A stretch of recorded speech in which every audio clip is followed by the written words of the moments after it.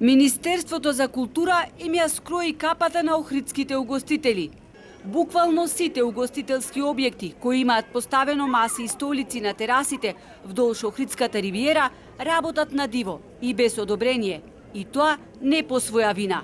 Иако општина Охрид навремено, уште на почетокот од годинава, ја донесе програмата за поставување на урбана опрема, угостителите не можа да платат комунална такса, затоа што Охридскиот завод и музеј, кој патем досега се изјаснуваше по однос на програмата за поставување на урбана опрема, овој пат истата ја препрати до Управата за заштита на културно наследство.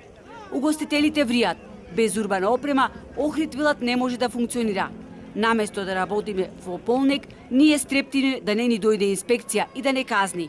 Зошто? Затоа што намерно или не се одолголекува административната процедура, која може да се заврши брзо, па дури да се направат контроли на терен. То може за 2 дена да се заврши работа. Не треба да чекаме и некој сопретник ќе ви направиме казни, ќе добијате ова, ќе добијате она.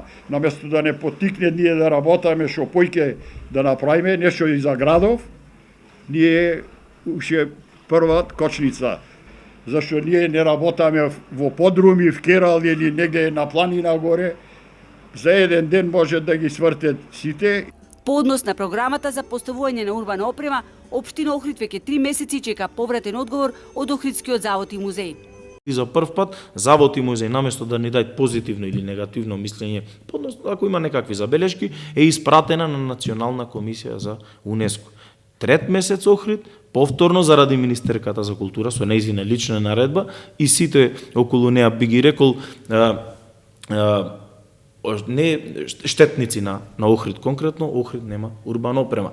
Од Охридскиот завод и музеј велат дека тие изработиле стручно мислење, ама бидејќи се работело за регион под заштита на УНЕСКО, програмата за поставување на урбана опрема била доставена на Управата за заштита на културно наследство.